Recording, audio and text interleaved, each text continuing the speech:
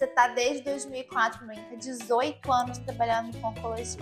Oncologia. Tem algum momento que você fale assim, esse foi o mais triste de todos? Você já pegou criança?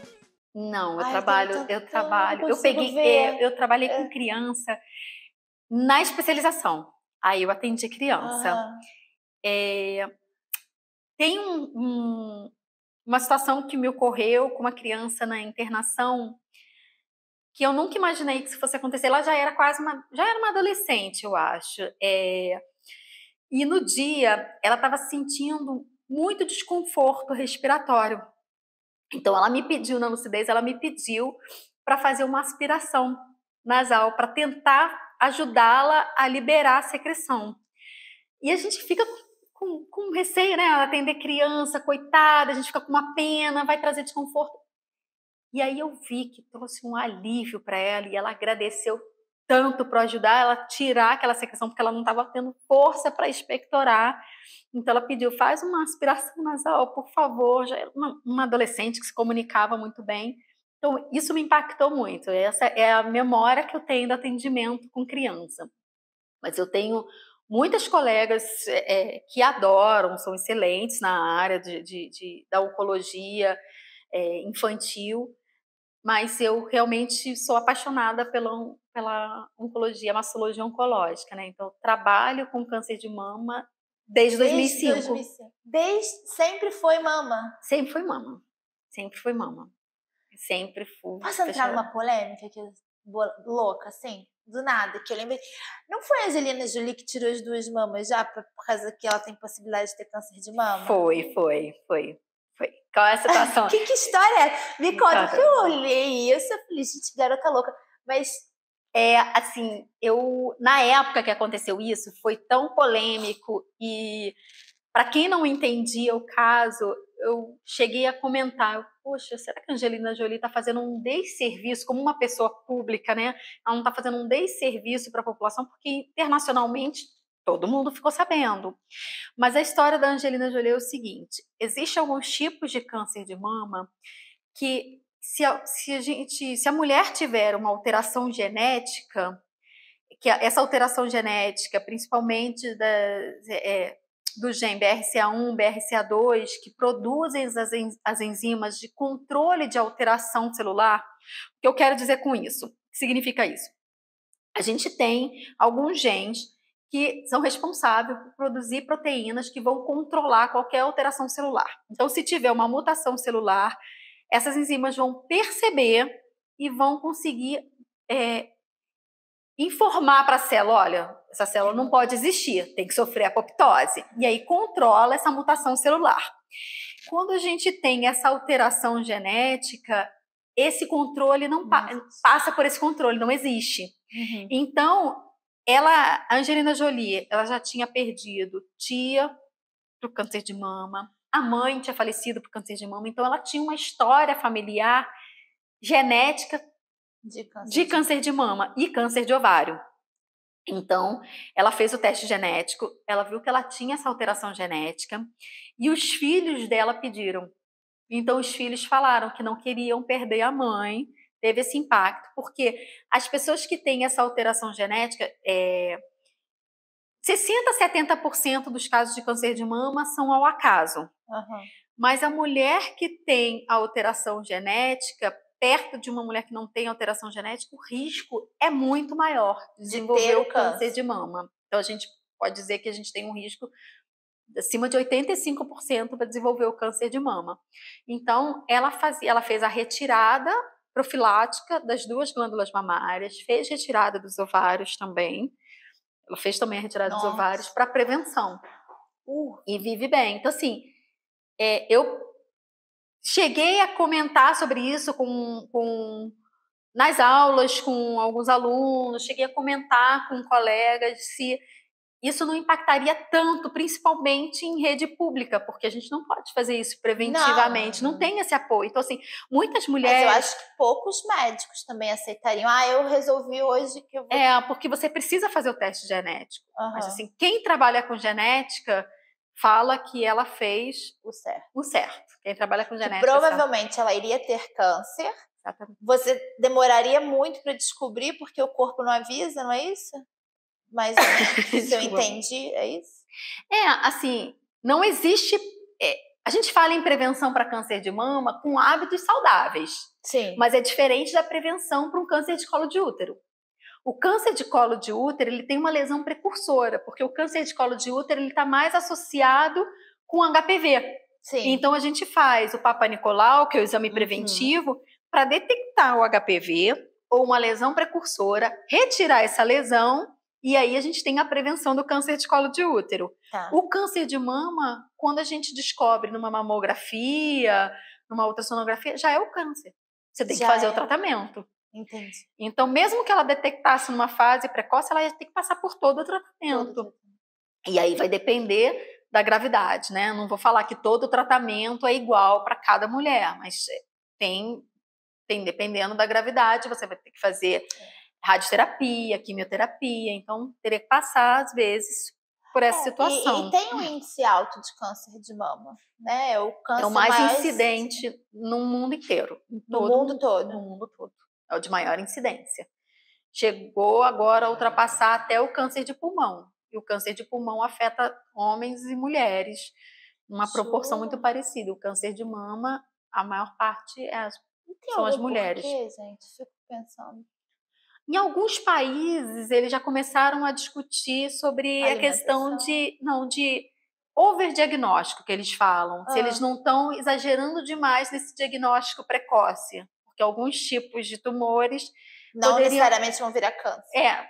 Assim, são tumores in situ. Não necessariamente viraria algo invasivo. Entendi. E aí a paciente passa por todo um processo de tratamento, recebe aquele diagnóstico, todo o estresse que poderia esperar mais tempo, mas a grande maioria... Eu prefiro cortar o mal pela raiz lá de cara. Eu também ia preferir cortar o mal pela raiz, de cara.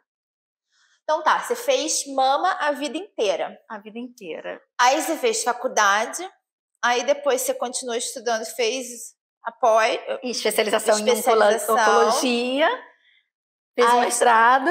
Em que? Eu fiz o mestrado na Unirio, foi na área de neurologia, mas é porque eu queria fazer em síndromes dolorosas pós-mastectomia. Então, era algo que esse mestrado em neurologia eu poderia puxar essa minha pesquisa, porque dor tem relação com questão neurológica, então eu fiz em câncer de mama também. Fiz neurologia, mas em câncer de mama. E que dores a gente sente? Assim? A gente tem até... neurológica, é real? Não, é real, é uma lesão nervosa, então a síndrome dolorosa, a gente... é denominada como síndrome dolorosa pós-mastectomia, mas eu prefiro falar síndrome dolorosa pós-tratamento cirúrgico do câncer de mama, porque não está diretamente relacionada à mastectomia. Tem dor que está relacionada à cirurgia axilar, à retirada dos linfonodos axilares, porque pode ser por uma lesão do intercosto braquial, que é um nervo que está ali na região, passa pela região da axila, então ele pode ser lesado ali. Então, são 4 causas dessa síndrome dolorosa, né? Que pode gerar essas síndromes dolorosas. Pode ser a lesão do intercosto braquial, a dor na mama fantasma. Então, qualquer retirada de algum membro a gente sente dor, até a retirada de um dente. Então, da mama também pode acontecer de sentir dor. A formação de neuroma ali, é claro que neuroma é muito mais comum em amputação de membros, porque a gente tem muito mais axônios ali, né, inervação sensitiva, mas pode acontecer de formação de neurônio na região torácica, e a lesão de outros nervos, que não são essencialmente sensitivos, mas pode acontecer das suas fibras de controle, né, nervório, vasórum, acabar alterando também a sensibilidade de gerar dor. E aí eu fui em busca do entendimento dessas dores, porque isso afeta seus pacientes. Afeta para o retorno às suas atividades de vida normal. E então, por exemplo, a mama é fantasma? Que fala? Isso, mama fantasma. Ela tem... Porque o braço, mão fantasma, pé fantasma, é bem comum da gente escutar que isso acontece. Né? E alguns tratamentos dentro da área da psicologia, eles colocam um espelho para você ver como se estivesse vendo a sua mão, então para você não sentir esse tipo de dor, então, né, você enganar o seu cérebro. Como na mama também seria Um tratamento assim. Para mama fantasma, a justificativa que existe é a mesma dos membros, né? É porque a gente tem no córtex cerebral o mapeamento no homúnculo cortical, né? Então, a retirada daquele membro faz com que perca uma organização no nosso córtex, então fica tudo meio entremeado ali, isso pode gerar dor. Sentir a mama fantasma não seria tão desconfortável como sentir a mama dolorosa. Só que a sensação da mama fantasma é mais comum do que a dor na mama fantasma.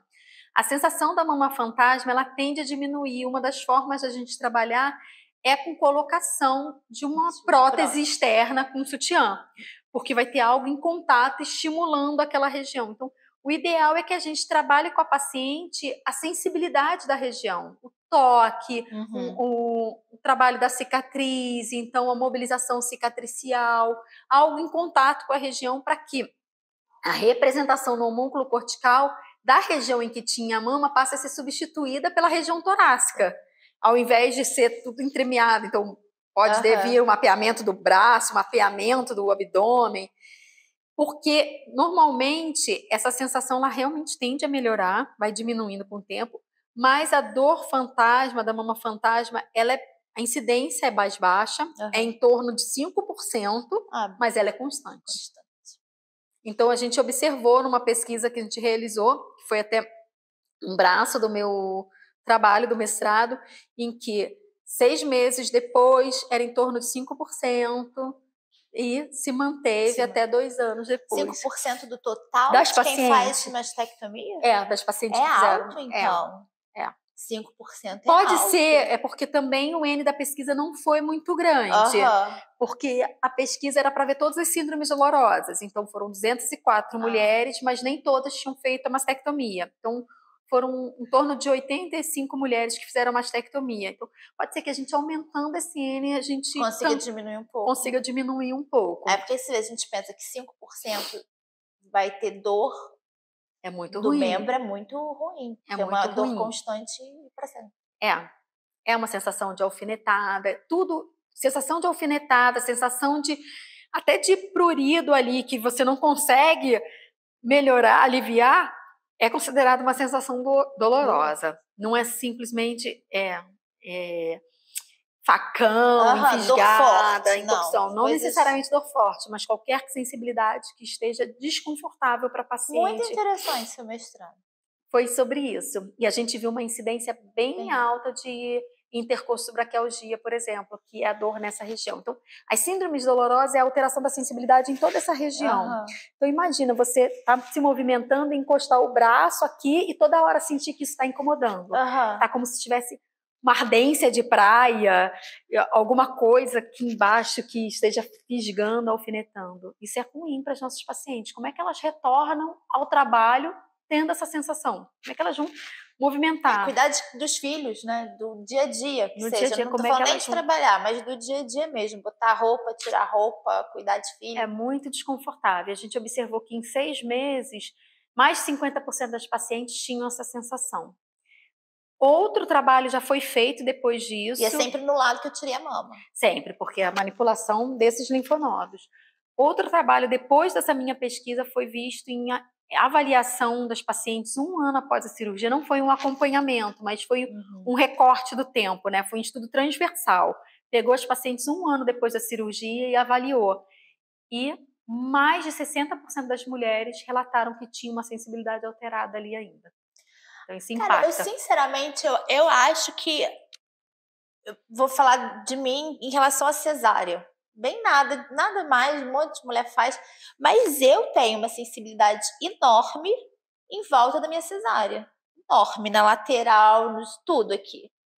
Então, eu imagino, quem tirou uma mama, mexeu em toda essa parte aqui, essa sensibilidade... É muito desconfortável. Você mexe como muito ali dentro, né? Exatamente. E tem toda uma questão também emocional, né? Tem uma questão da sexualidade, da sensualidade, a gente se sente mais. O reconhecimento. Né? Faz parte do corpo feminino, né? A gente se enxerga assim. Exatamente.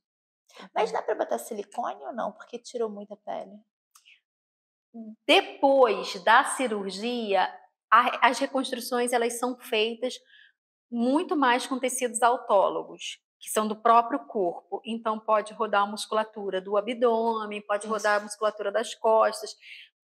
A rotação desse músculo das costas, o grande dorsal, pode ser acompanhada de uma prótese de silicone, sim. E na maior parte das vezes vai ser, porque o grande dorsal é um músculo muito fino. Então, utiliza-se do grande dorsal só para fazer uma camada de proteção para a prótese, porque a prótese ela não pode ficar embaixo da pele diretamente. E uma região, principalmente se a mulher fez mastectomia e fez radioterapia depois, essa musculatura ela não tem mais capacidade de extensão. Ela fica muito retraída, fica muito ressecada. Então, não tem como colocar algo embaixo do peitoral, que não vai se distender. Então, precisa rodar um outro músculo para ficar acima da prótese, para conseguir fazer o formato da mama. E a pele consegue ter essa elasticidade? Leva uma parte da pele, leva uma ilha de pele do grande dorsal também para conseguir cobrir essa região, porque a pele também não tem tanta elasticidade. Tem mais, né? Eu sei, porque minha outra história, eu junto com histórias da minha vida, porque eu vou entendendo os processos médicos, que realmente minha cunhada, ela sofreu queimadura de 3º grau aqui, e ela teve que tirar, fazer quase que uma abdominoplastia, sem pegar a parte muscular, mas a parte da pele, porque queimou tanto, e puxou para cá. Para cobrir, né? Para poder tirar a parte que ficou muito queimada, que foi de 3º grau, e não ficar aquela queimadura. Até pegou um pedaço da perna, aí botou no braço. Fez umas enxertias de pele. E ela só pôde engravidar 2 anos depois, ou 3. E foram 2 anos que ela era o mínimo, que ela tinha que ficar sem engravidar, justamente porque puxou tanto a pele que tinha que deixar essa pele acomodar para depois conseguir estender de novo, senão tinha possibilidade de rasgar a pele. É a mesma coisa dentro do... Exatamente, com a diferença que realmente no abdômen a gente tem uma possibilidade. Aqui no tórax não tem mais essa possibilidade, então acaba rodando de outro local para cobrir essa área. Tem alguns lugares que até colocam um expansor nessa região do abdômen para expandir essa pele e poder rodar essa pele para cá. Eu já vi disso também, que eu não sei aonde, eu estava lendo sobre isso, que eles vão colocando como se fossem enxertos aos poucos embaixo da pele, para ir esticando essa pele muito aos poucos, para depois conseguir utilizar essa mesma pele daqui. Então, isso pode ser feito no pós-operatório imediato. Então, assim, no mesmo ato cirúrgico. Retirou a mama e no mesmo ato cirúrgico eles podem colocar o expansor embaixo dessa musculatura do peitoral. Se for feito tardiamente, já não tem como mais. Principalmente se a paciente tiver feito a radioterapia. Mas se essa paciente não tiver feito, se puder fazer a reconstrução imediata, eles podem fazer essa expansão, sim. Isso é protocolo de reconstrução imediata, não? O protocolo de reconstrução imediata é muito mais com expansor e com prótese. E o protocolo de reconstrução tardia é muito... particular, né? No INCA a gente não vai ter isso. Tem também.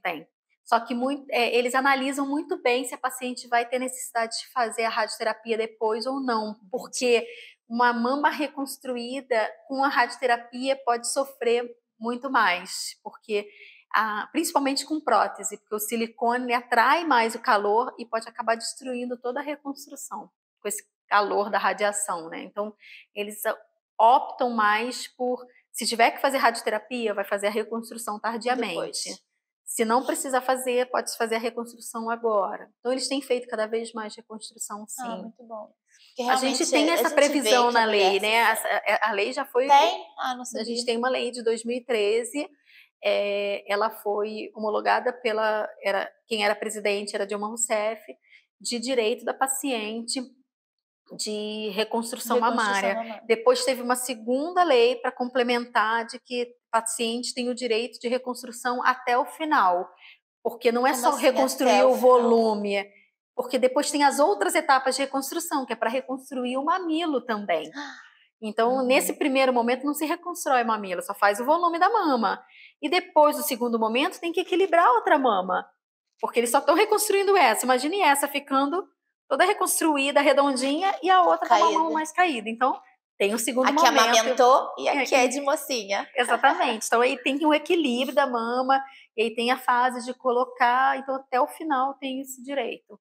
Para não ter brechas na lei, né? Mas o mamilo é tatuagem, né? Pode ser Para coloração do mamilo é muito mais tatuagem, mas para o aspecto do mamilo e da auréola pode ser feito até com enxerto local e pode se pegar também pele da pálpebra, da virilha, que são regiões mais finas, né? E reconstruir a porção da auréola. Tem muita tecnologia, né? Cada vez mais. Graças a Deus. E agora, eu queria falar, a gente estava lá. Olha, gente, ela estuda muito, tá? Então, agora a gente vai passar para o doutorado. Sim. Fizemos o mestrado, agora nós estamos no doutorado, que está acontecendo